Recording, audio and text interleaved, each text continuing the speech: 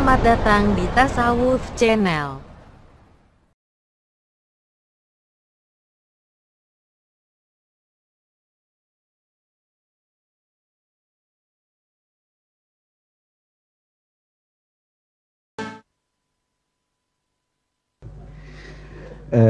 Terima kasih Janun. Assalamualaikum warahmatullahi wabarakatuh. Menarik ketika cerita ini adalah cerita ketika saya sekolah di Amsterdam. Saya kos di seorang Suriname yang bernama Mbok Sarni. Namanya Sarni, ya. Dia seorang Jawa, kemudian dia punya om atau paling namanya Pak Wongso. Pak Wongso ini punya istri namanya tante saya, kalau saya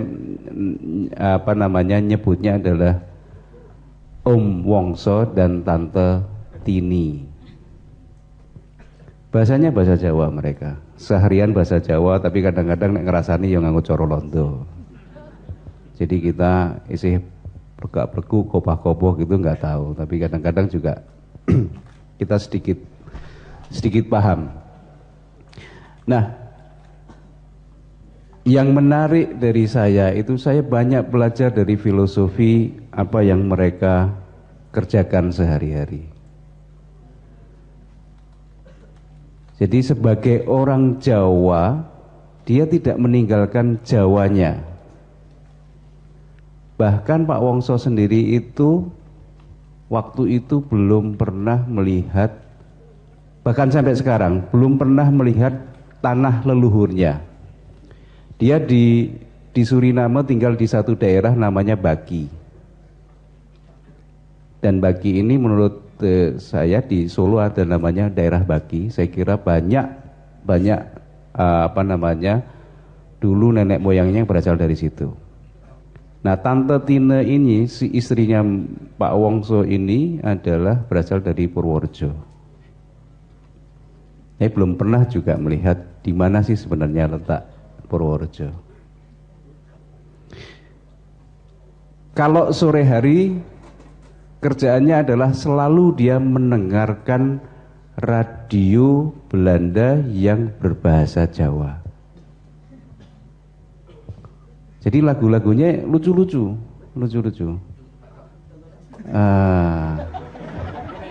Yang paling populer di sana adalah lagu-lagunya model Didi Kempot. Jadi Didi Kempot memang sangat terkenal di sana. Mudah-mudahan kita doakan Kiai Kanjeng juga bisa sampai sana. Bahasa pengantarnya bahasa Jawa.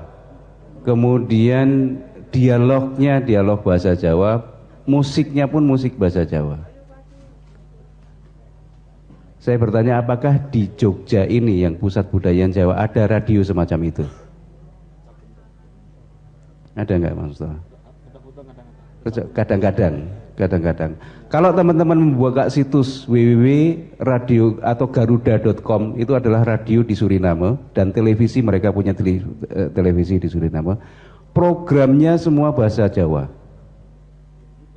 Jadi ada satu metode acara yang mata acara yang dulu disiarkan oleh RRI, yaitu Berita Lelayu. Itu masih ada sampai sekarang. Jadi Lek Harjo Wanci tanggal semanten meninggal terus akan dikebumikan, itu masih ada di sana. Dan itu menjadi sarana komunikasi antara tanah leluhurnya yang ada di Suriname yang Jawa dengan mereka yang berada di Belanda, di seluruh daratan Belanda. Mereka punya komunitas di situ, mereka punya paguyuban di situ, mereka punya punya musik yang seadanya, ya mereka, persepsi mereka terhadap Jawanya itu. Nah, satu hal lagi yang cukup menarik bagi saya, Tante Tine itu setiap Kamis malam selalu mengadakan upacara bikin sajen itu. Ya seada-adanya saja, godok-kendok, terus bikin nasi dengan kayak tumpeng kecil gitu, dikasih bunga mawar dari Londo, kemudian kasih apel, kasih ya segala macam, saubo rampene dan air putih di situ yang loh tante itu untuk siapa? Engko mbok menawa bapakku mampir mrene, dadi wis tak sediani. Itu filosofi yang bagi saya, aduh, di Jawa pun mungkin sudah hilang ya semacam ini. Mereka bisa bicara dengan bahasa Jawa, mereka mengagumi kebudayaan Jawa, mereka masih mengerjakan. Pak Wongso itu setiap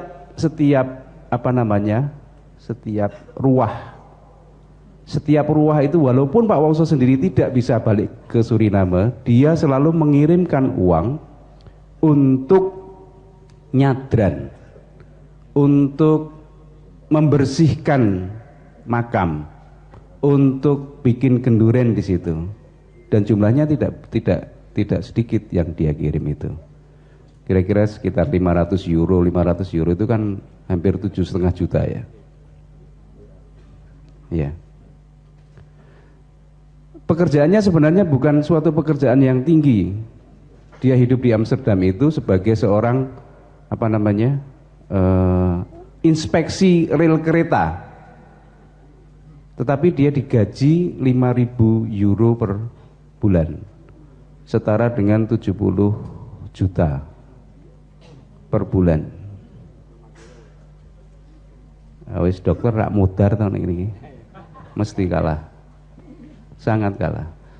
Tetapi duitnya itu tidak untuk dirinya sendiri. Ada yang untuk nyekolahkan anaknya, ada yang sebagian dikirim ke leluhurnya di sana. Jadi budaya-budaya guyub, gotong royong, keseduluran, nah itu istilah mereka. Keseduluran itu tidak hilang. Dan saya banyak belajar di sana tentang bagaimana prinsip jati diri, bagaimana prinsip menghormati, bagaimana prinsip gotong royong itu bahkan dari sana, justru dari orang yang bernama Pak Wongso dan Tante Tina ini.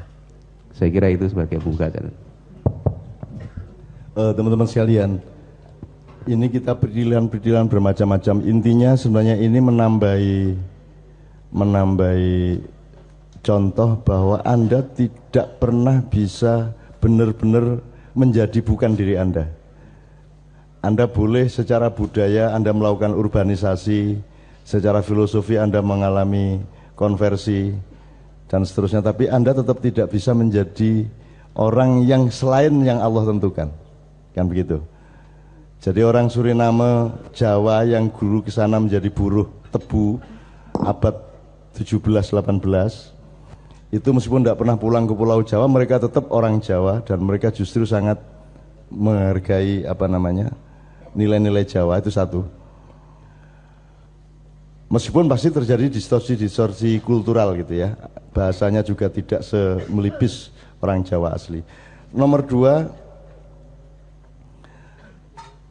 keistimewaan ini, tolong bagi teman-teman yang bukan Jawa jangan dipikir ini Jawa sentris ya. Keistimewaan orang Nusantara ini, aduh salah meneh. Nek Indonesia gawenan Londo, nek Nusantara nggo wong Sundara setuju, nek Indonesia iki kaya ngene iki. Ngomong wis pokoke katulistiwa ngono ya, katulistiwa sebenarnya. Saya ingin cerita nambahin Mas Sedot gini. Jadi keistimewaan bangsa Anda itu sebenarnya bukan bangsa tapi persatuan bangsa-bangsa. Anda ini sebenarnya United Nation of Katulistiwa gitu ya.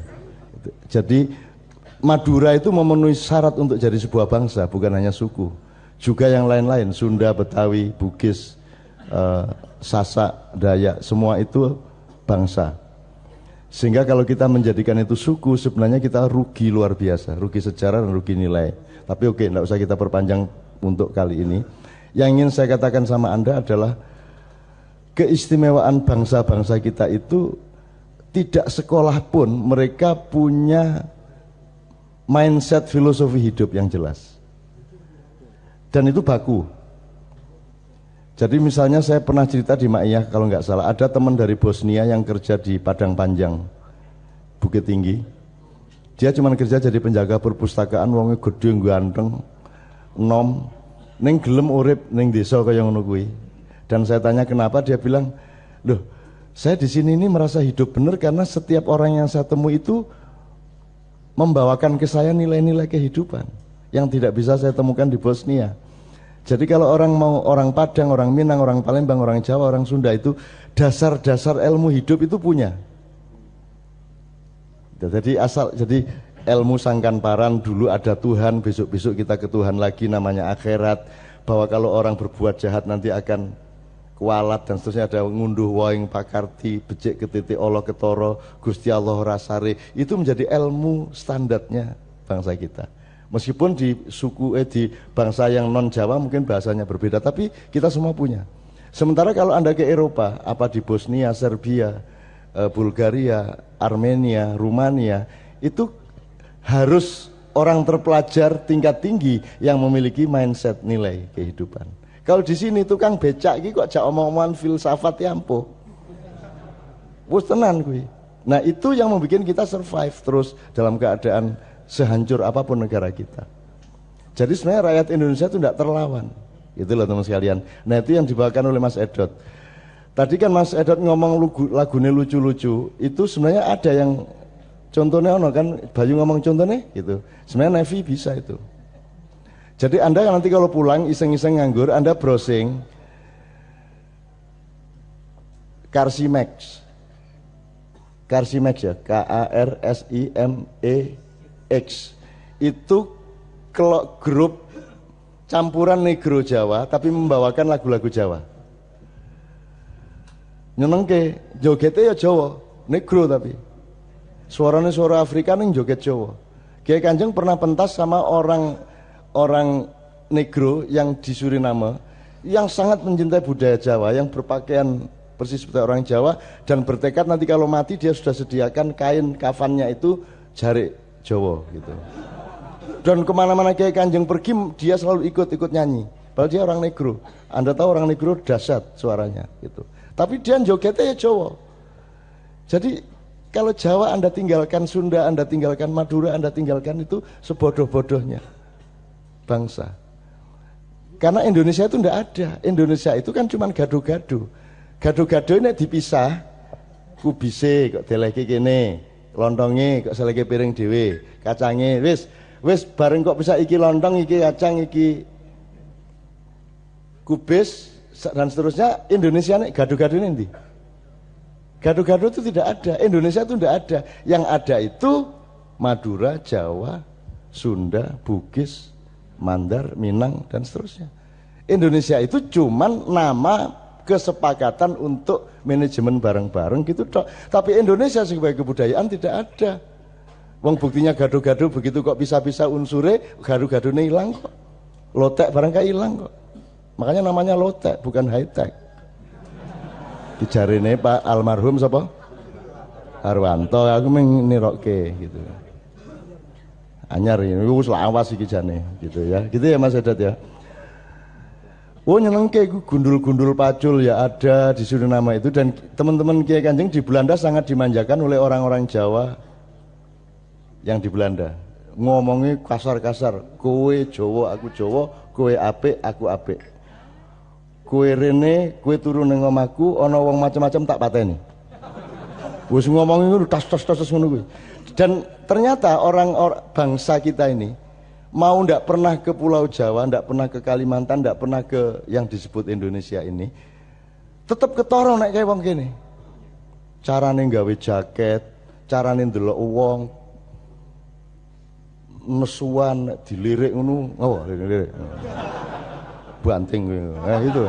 Itu sama tetap sama Mas. Dan itu mau sudah di Korea 15 tahun ngono wong Vietnam simpangan ngelirik ngono.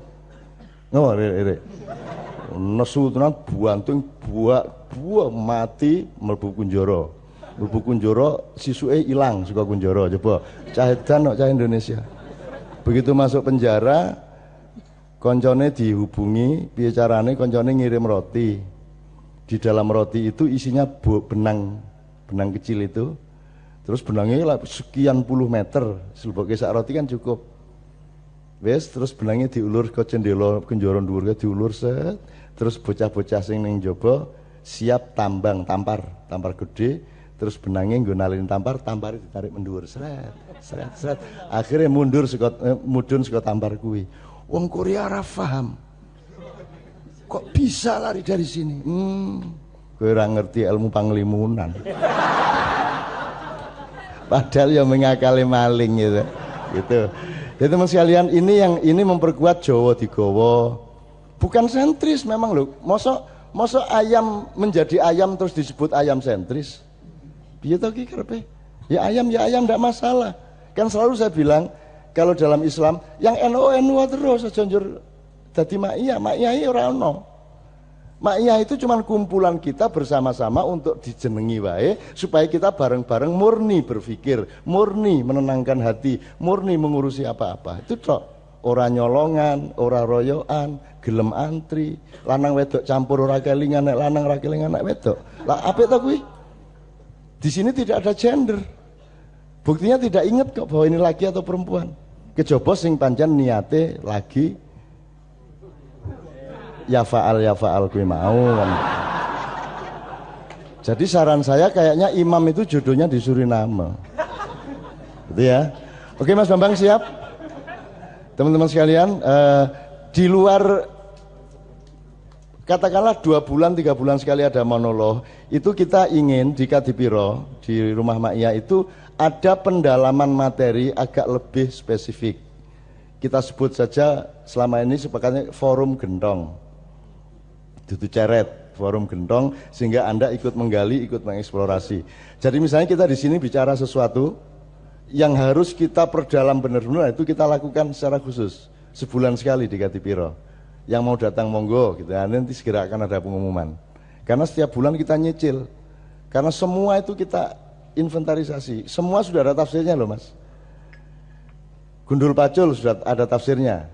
Di mana-mana belum ada loh, kita tok yang naswirin loh, ya. Dayoy teko wis, ande-ande lumut wis, semut-semut ireng wis. Semua sudah kita tafsirkan loh. Ilir-ilir wis ket biyen. Dan itu tafsirnya sangat serius. Ternyata tafsirnya menyangkut sesuatu yang sangat besar yang merupakan kunci kesalahan bangsa-bangsa kita sekarang ini. Itu. Jadi muga-muga ini tenang sok-sok nek kowe wis ora ana, kowe wis karo Gusti Allah wis dikongkon mendhuwur, mukswa ya to, ndelok anak putumu itu tenang wis kok warisi nilai-nilai yang bukan warisi ya, sudah kamu titipi nilai-nilai yang lebih fix daripada yang mereka pelajari di sekolah. Karena sekolahan kita bukanlah milik kita dan bukan berasal usul dari peradaban kita. Saya tidak nyalain sekolah, tetap sekolah yang tujuannya nyeneng ke ibumu karo bapakmu. Nah gitu loh, itu lebih cepet loh skripsi ini Mas. Bener loh Mas. Nek niatmu golek ilmu, ora dadi-dadi. Nek niatmu nyeneng ke ibu, bapak, cepet dadine. Jadi tolong dirubah ideologi sekolahnya ya. Ini metafor sangat simplifikatif ya, tapi untuk simulasi Anda lakukan sendiri-sendiri. Maksud saya gini, jadi di Maiyah, di Kadipiro, di tempat saya dan seterusnya itu dari dulu kan sebenarnya didatangi oleh berbagai macam jala. Orang yang sekarang paling berperan untuk menentukan kabinet berikut ini adalah orang yang datang ke Kadipiro sebelum Pilpres, umpamanya. Jadi Kadipiro tidak bisa Anda tuduh dia berada di sisi ini apa di sini, karena dia di pusat jala. Nah dia di pusat itu bukan berarti dia pemimpinnya, tetapi karena nilai yang dipilih oleh Maiyah itu adalah nilai-nilai yang mendasar dan fokus dari urusan substansial manusia, maka dia mau tidak mau dia akan berada di pusat jala. Jadi, dan ini tidak hanya politik nasional, ini macam-macam Mas. Tadi saya ada tamu nunggu dari siang dari daerah Jawa Tengah agak gunung-gunung sana yang melaporkan kepada saya bahwa ada dawuh dari Ki Ageng ini, Kanjeng ini bahwa ini harus dikasih tahukan ke Cak Nun karena Merapi akan meletus akhir September. Nah yang harus handle saya lah, modernnya ya. Nah, jadi bagaimana cara saya mengatasi ini? Saya tidak ikut mengatasi apa-apa, untuk semua milik Allah gitu ya. Jadi yang ingin saya katakan kepada Anda adalah seluruh gelombang, seluruh frekuensi, seluruh jenis-jenis sisi jala itu berdatangan.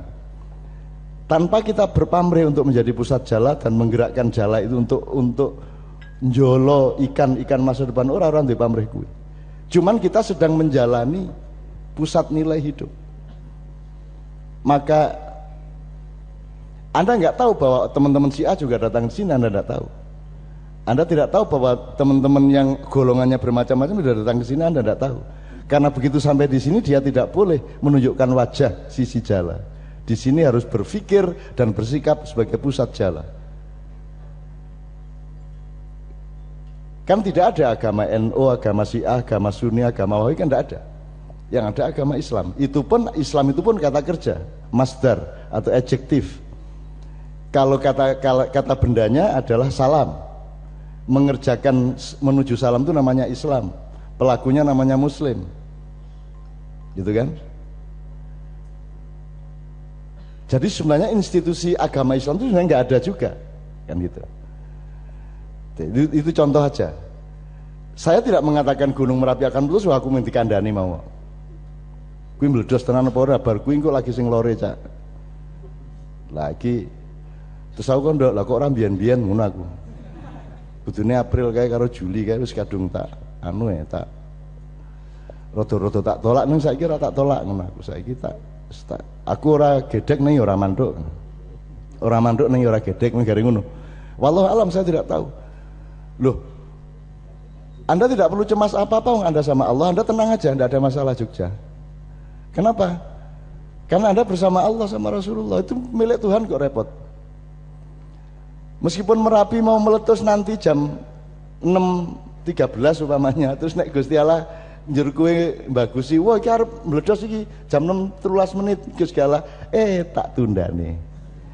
Tak gawe tahun ngarep wae. Arep ngopo wae Gusti Allah repot. Sama Tuhan tuh enteng-enteng aja. Kemarin Prabu Brawijaya I alias Raden Wijaya datang ke Padang Bulan. Dan itu sudah nemui saya 2 kali sebelumnya, dan kemarin saya tidak mau ditemui, sampean harus ngomong di depan jamaah. Dia Raden Wijaya, coba modar aku. Sing kubilaikan diapusi iki lho. Iku bilaikan wae kalah karo kuwi. Mongko sing teko kuwi wong cilik ireng. Lah kok Raden Wijaya kaya ngene ngono aku. Terus jamaah yo nakal-nakal. Sampean niki Brawijaya nomor pinten nggih ngono iku. Jadi itu semua Anda ngomong di depan jamaah. Dan begitu dia ngomong di depan jamaah, akhirnya semua menjadi rasional. Anda tuh kalau sendirian itu nggak ada pengontrolnya, makanya banyak bergaul. Dan kalau bergaul jangan berdebat, share, berdialektika. Nggak usah debat, ngapain hidup sekali debat? Gitu loh, ngopo sih tidak berdebat barang? Emang kamu belum menemukan kebenaran? Kan sudah toh? Sudah menemukan toh? Kebenaran tauhid sudah, akhlak sudah, mau limo ndak boleh sudah, apanya mau berdebatkan lagi? Share saja, kerjasama aja. Pemane berdebat kok di Facebook, berdebat kok di Twitter, orang ketemu wong enek, ketemu nggak cetha nek rada mangkel sithik tuthuk kan gitu. Ning Twitter kan sakar-karepe ngisi. Ndak usah mbuli siapa-siapa. Kalau Anda tidak merasa, tidak yakin bahwa Anda ngomong benar setiap kata, bahkan setiap hurufnya, Anda jangan ungkapkan apa-apa yang sifatnya akan menyakiti atau menjahati keadilan dan kebenaran. Sebab Anda akan dapat akibatnya. Anda akan kena jodoh. Istilah saya, kabeh ning urip ki syu'uban wa qabaila, dzakarin wa unsa. Semua berjodoh. Kalau kamu berbuat baik, kamu akan kena jodohnya, yaitu berkah. Kalau kamu berbuat buruk, kamu akan dapat jodohnya, yaitu azab. Di Sidoarjo, karena yang saya pakai adalah soal lumpur adalah hukum la in syakartum la azidannakum wa la in kafartum inna adzabil syadid, terjadi. Yang berkhianat omai kobong. Kowe entuk 700 yuta ning sedelet meneh kowe dadi pengemis. Itu daftarnya ono, Mas. Nek ora omahmu kobong, pabrikmu karyawane kobong. Mudhar to kowe secara hukum. Ono sing sugih banget bangkrut, saiki ketangkep nyolong sepeda motor, coba Mas. Jadi poin enggak usah bully orang. Gitu loh. Florence boleh kamu bully asal kebenaran dan proporsional. Dia harus dikasih pelajaran, ya, tapi tetap proporsional. Saya tidak mengatakan yo kabeh ono wong salah. Loh, justru dia membutuhkan bantuan Anda juga. Aku ya melu mangkel aku wong Joy. Digoblok-goblokno. Tetapi orang yang memiliki kearifan dan tidak goblok kan tidak goblok-goblok wong. Kan begitu. Nah, itu dia perlu pertolongan. Jadi kalau perlu pakai formasi ikene bagian bandem, kene bagian nampung. Kudune ana ngono, kaya biyen ana cah arep mateni aku ning Kadipiro iki terus cacah Kiai Kanjeng do teko kabeh. Pak Is tak doloki ra ono. Nang ndi Pak Is jare njupuk rokok bulus mecahi kocone wonge. Wis nggawa celurit nang ndi Pak Is kuwi. Pak Nevi ngono, Nevi ndi kok ora ono iki. Jebul wonge ditekak ngene iki Mas karo Nevi. Kowe nek sesuk ora njaluk ngapura ngono kuwi. Aku iki poso wis 20 tahun. Kowe rasah ngekei Idul Fitri kowe karo aku. Aku Nevi kowe. Tak doloki kene iki rapat perdamaian ilang dhewe malah wonge ditekak ngene iki. Cah-cah iki. Nah, tapi kan kemudian pakai strategi sing iki Nevi akhirnya ketok teko wonge terus wis wedi kae, wedi diklutuke sak keluargane teke Pak RW, Pak RT karena dia sumbar mau mateni aku, mateni Mbak Via. Terus Nevi, kowe tak kandhani ya. Aku iki saplok tepung Cak Nun wis ora tau ngantem wong. Lah kok saiki kok kei kesempatan ngantem ndasmu. Wah kaget kabeh. Banter ngomongi. Wah mentang acting Mas, asu yang acting. Terus sing Joko SP jijit sing bagian wis to Mas, wis Mas mulane to sing hati-hati nek ngomong. Sing ngono sing bagian nampung, sing iki bagian acting. Ngono kan.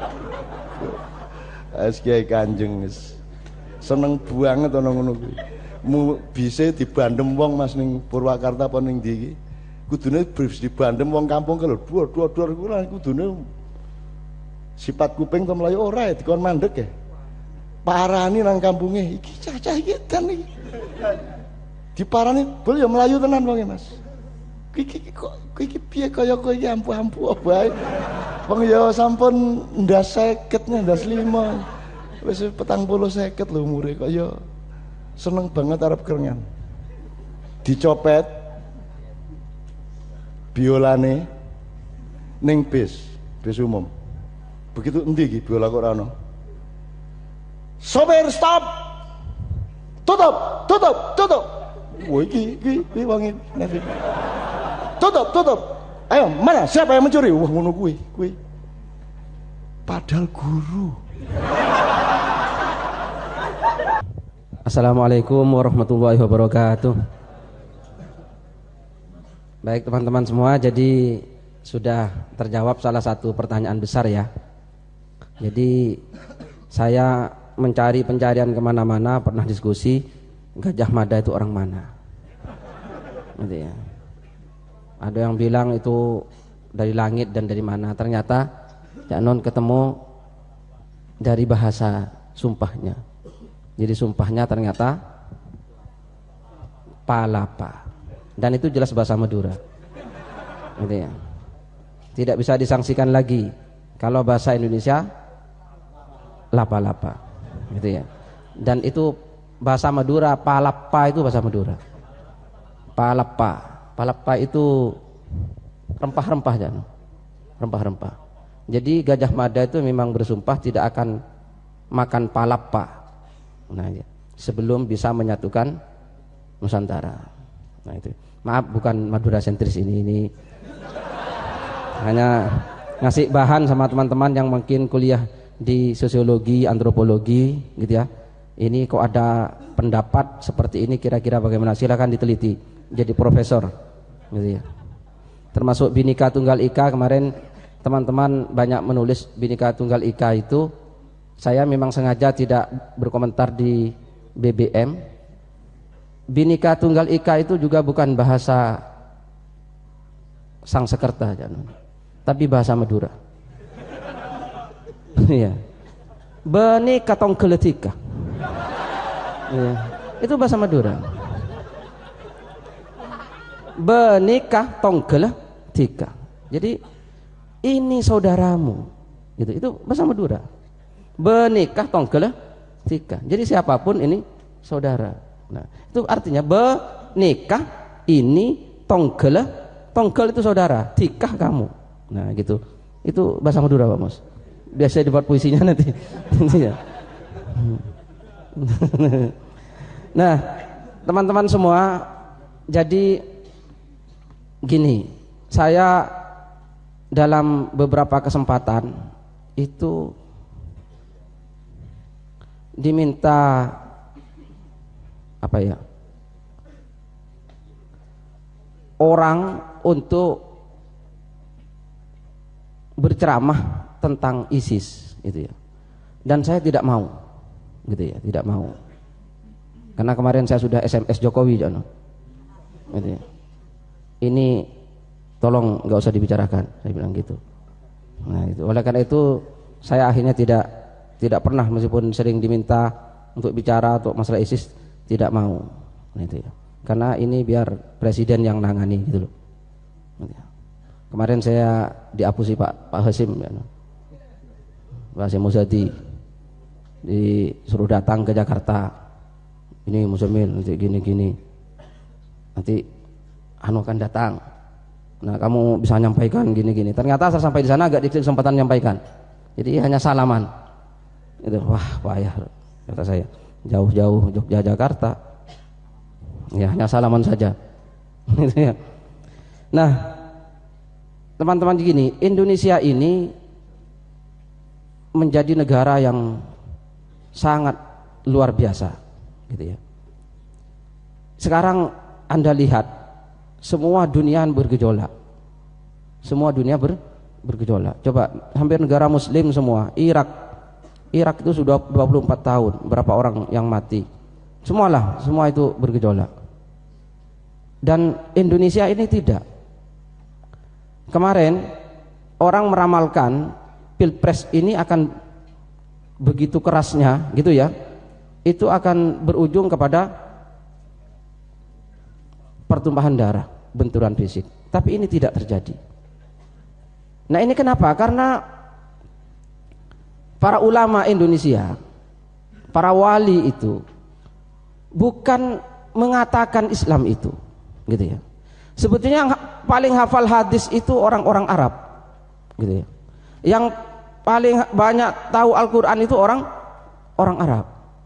Akan tetapi orang Arab ini sendiri sekarang yang bertengkar, gitu ya. Coba konflik-konflik itu banyak terjadi di Timur Tengah sana. Padahal itu di pusatnya Islam. Nah ini kenapa? Nah, karena ulama Indonesia itu tidak mengajarkan kepada umat senjata yang lebih ampuh dari doa. Nah itu ya. Ini luar biasa. Jadi ulama-ulama para wali itu menyatakan hadis Nabi itu ad-du'a usilahul mukmin. Doa itu senjatanya orang beriman. Dan ini betul-betul dipraktekkan dan dibuat kebudayaan oleh para ulama, para wali itu. Sehingga orang Indonesia ini saya kira umat Islam di dunia yang paling rajin mengadakan doa bersama. Tidak ada seperti Indonesia. Gitu ya. Maka budaya selamatan itu hanya adanya di Indonesia. Dan ini ajaran, ini kekuatan yang luar biasa. Jadi untuk orang itu ya, senjata paling ampuh adalah doa. Nah ini yang diajarkan. Maka orang Indonesia itu coba mulai selalu selamatan, buat rumah itu ya, tanah pakai selamatan. Ngerti selamatan apa enggak sampean ini? Apa? Ngerti selamatan? Nah, bahasa Indonesia kalau diakhirin an itu artinya banyak, gitu ya. Jadi kalau ada buah-buahan yang banyak rambutnya, apa namanya? Rambutan, ya kan? Kalau ada buah yang banyak durinya, durian, ya. Jadi kalau selamatan,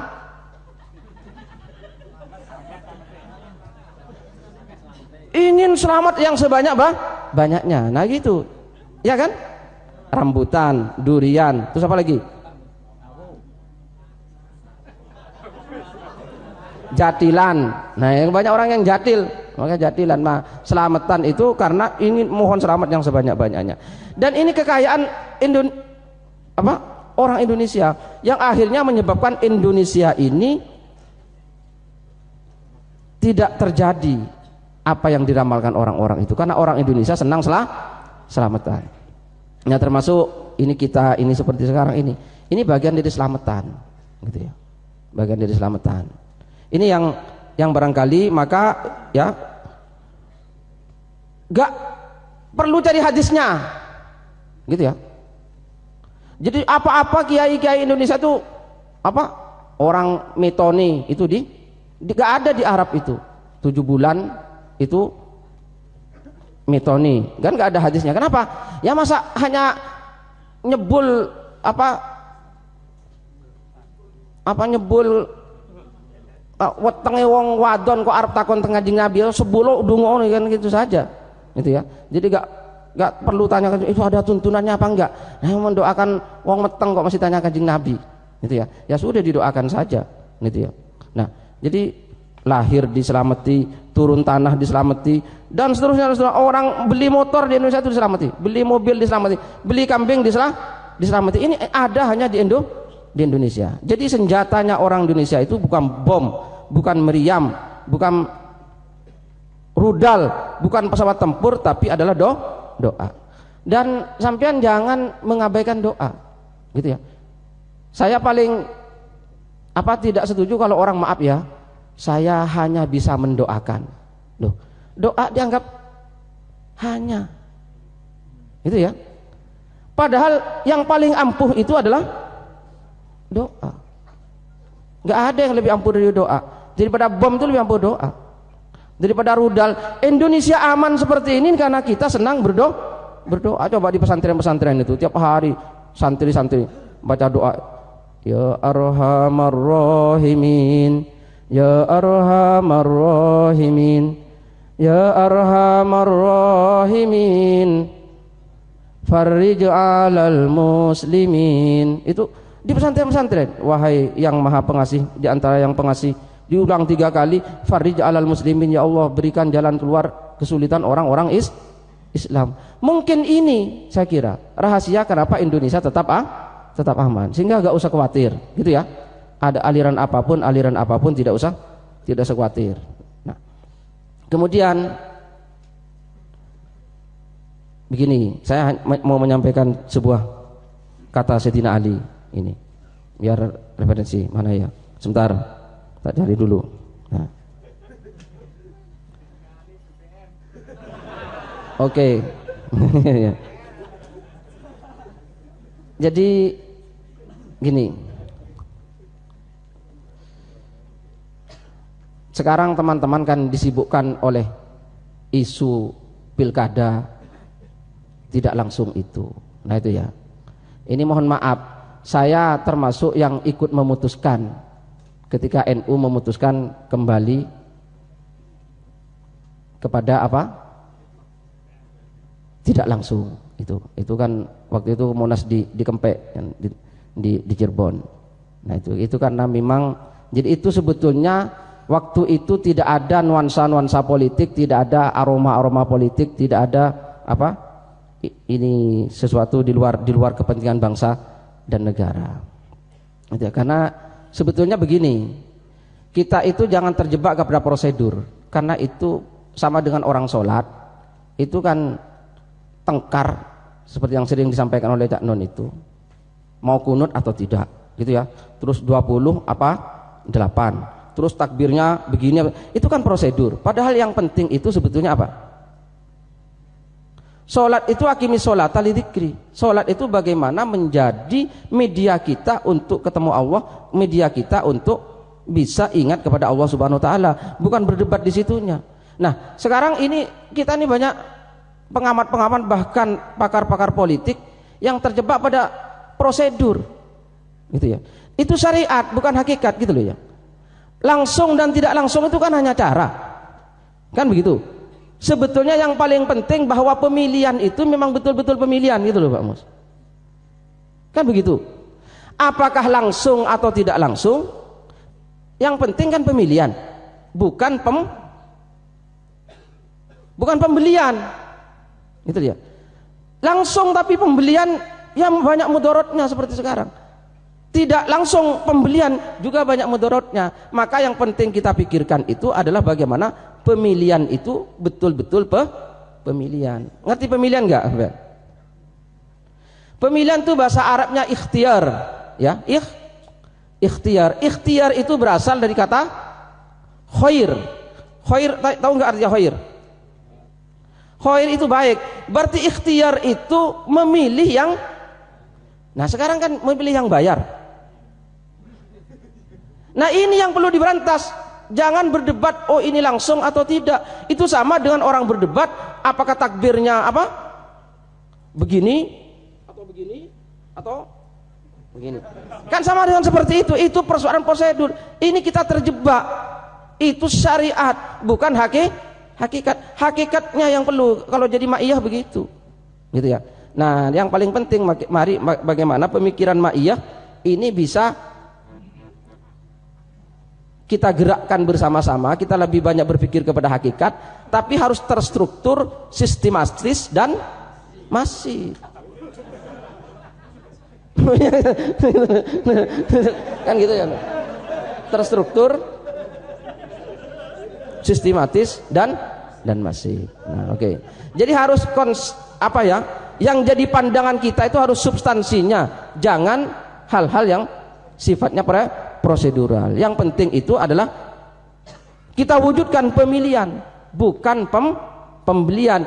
Karena pemilihan bahasa Arabnya adalah ikhtiar, dan ikhtiar itu memilih yang baik, bukan asal memilih. Nah, itu ya. Nah, yang terakhir, nah, negara ini ya, ini karena sekarang masalah khilafah ini diangkat-angkat terus ya. Seperti ISIS itu juga kan khilafah, meskipun nggak usah kita bicarakan ini khilafah, nggak usah. Ini jangan terpaku kepada khilafahnya, kepada namanya itu bukan, nggak penting. Itu mari kita diskusikan kapan khilafah itu. Saya itu pernah menjadi ya, maaf rahasia ini ya. Saya itu menjadi gurunya Hizbut Tahrir 2 tahun gitu ya. Jadi kalau urusan khilafah itu saya hafal. Jadi dulu anak-anak Hizbut Tahrir itu literaturnya kan bahasa Arab semua dari Yordania. Nah itu ya, mereka kan tidak bisa baca. Jadi tiap bulan dikirimi majalah di Yordania itu yang baca saya menjelaskan kepada mereka. Jadi masuk ke otak saya dulu baru mereka mendengarkan. Kan bisa saya hapus kan? Gitu, 2 tahun lamanya. 2 tahun. Terus tiap waktu-waktu tertentu setiap ada isu apa itu ada nasroh namanya, lembaran-lembaran dikirim bahasa Arab, yang baca saya. Anak-anak itu hanya mendengarkan terjemahnya menurut saya. Nah kan terjemahan dari saya itu 2 tahun lamanya gitu ya. Jadi gak usah terpaku kepada nama gitu ya, nama. Sayyidina Ali berkata begini gitu ya. Nah, innallaha yuqimud daulatal adilah wa in kanat kafiratan. Allah itu akan menegakkan negara yang adil meskipun negara itu kafir. Coba bayangkan. Jadi adilnya yang penting negara itu. Wala yuqimudz zalimah wa in kanat muslimatan, dan tidak akan menegakkan negara yang zalim meskipun negara itu muslim. Coba, apa tidak mengerikan ini? Jadi yang paling dipentingkan itu ini Ali bin Abi Thalib. Ini bukan liberal, gitu ya. Wah itu liberal, bukan. Ali bin Abi Thalib. Allah akan menegakkan negara yang adil meskipun kafir. Nah, dan akan menghancurkan negara yang zalim meskipun Islam. Ad-dunya tadumu ma'al adli wal kufli, kata beliau. Dunia ini akan langgeng bersama keadilan meskipun kafir. Gitu ya. Meskipun kafir. Wala tadumu ma'al zulmi wal Islam, dan tidak akan tegak dunia ini bersama kezaliman meskipun Islam. Ini Ali bin Abi Thalib yang oleh Nabi Muhammad disebut sebagai Madinatul Ilmi. Maka sekarang yang perlu kita perjuangkan adalah tegaknya keadilan. Jangan terperangkap kepada perdebatan-perdebatan masalah usolli atau tidak, masalah takbirnya bagaimana atau tidak, tapi mari perjuangkan keadilan, pemilihan.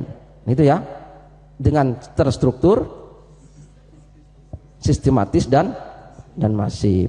Begitu, terima kasih. Assalamualaikum warahmatullahi wabarakatuh. Oke teman-teman sekalian, benar-benar sampai jam 3 lewat. Saya garis bawahi sedikit. Yang pertama yang masih diingat soal khilafah dulu. Sebenarnya kita bersikap pusat jala aja. Kalau umpama khilafah ya enggak apa-apa, karena yang penting dia bisa membuktikan keadilannya apa tidak, kan gitu. Mau demokrasi ya enggak apa-apa, mau enggak khalifah, enggak khilafah, enggak demokrasi, mau kerajaan ya enggak apa-apa. Enggak pakai kerajaan belas, enggak pakai negara belas ya enggak apa-apa. Zaman Rasulullah juga enggak pakai bentuk apa-apa. Yang penting adil apa tidak. Nah sekarang kan sikapnya sama-sama ekstrim nih. Yang satu anti demokrasi, ngeyel kepada khilafah. Yang demokrasi juga ngeyel demokrasi anti yang demokrasi ngeyel demokrasi anti khilafah, yang khilafah juga ngeyel khilafah anti demokrasi. Sampai bahkan ada ketimpangan seolah-olah kalau khilafah itu haram luar biasa, kalau demokrasi itu wajib ain dan kifayah sekaligus. Padahal kan kata Sayyidina Ali tadi yang penting adil apa tidak. Nah sekarang sudah sampai kepada tingkat di mana negara Islam khilafah itu seperti wah itu akan buruk banget gitu. Jane ya ora, upama negara Islam ya ora masalah, ning sing penting adil apa ora. Gitu loh. Arab negara masalah sing penting adil apa ora, kan begitu sebenarnya. Nah jadi menurut saya kita kembali ke tengah lah. Kita kembali ke tengah. Kita tidak anti demokrasi tapi juga tidak anti khilafah. Sekarang kan kedua-duanya sudah ekstrim. Sudah ekstrim. Yang satu anti khilafah benar, dan sampai ada diskusi menakar tingkat bahayanya negara Islam, sampai ada diskusi seperti itu. Seolah-olah Islam itu PKI banget gitu loh kan. Ya kedua-duanya menurut saya tidak proporsional. Kalau kita ben lah jenenge gedhok pora sing penting legi gurih kan begitu kan. Jenenge terserah arep gedhok arep asbak ya ben. Saiki misalnya ada perjanjian nasional gedhok diganti asbak ya ora masalah. Lombok diganti Mustafa ya ora masalah.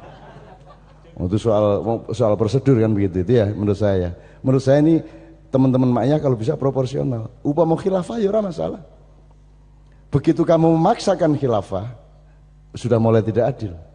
Sama dengan begitu kamu memaksakan demokrasi berarti bukan demokrasi dan bukan keadilan. Dan yang terjadi di Indonesia adalah memaksakan demokrasi. Kan begitu.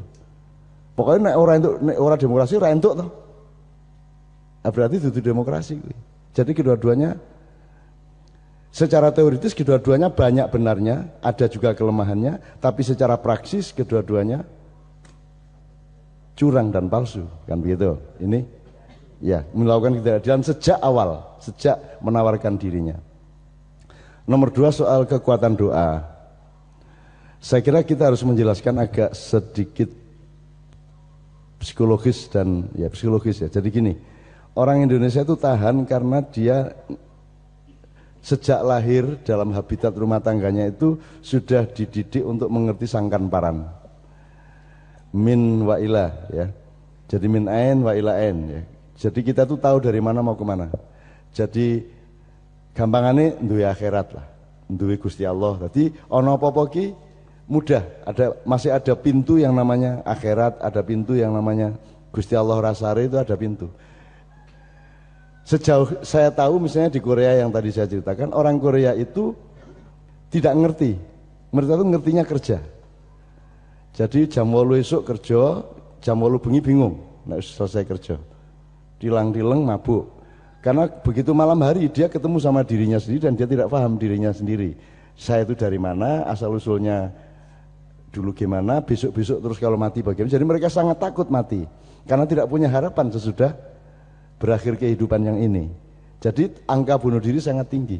Jadi mending wong Indonesia dihajar oleh ketidakpastian terus menerus, ning tetep ono bolongane nang akhirat ki mau. Gitu loh. Dari sudut revolusi itu merugikan, tapi dari sudut ketahanan bangsa sangat menguntungkan. Dia pak kira apa-apa, itu orang Indonesia. Makanya tadi saya bilang kalau di Korea itu bagus untuk warga negara, tapi untuk manusia sangat tidak bagus. Jadi kalau Indonesia sangat buruk untuk warga negara, tapi sangat dahsyat enaknya untuk manusia. Kita betul-betul bisa jadi manusia di sini.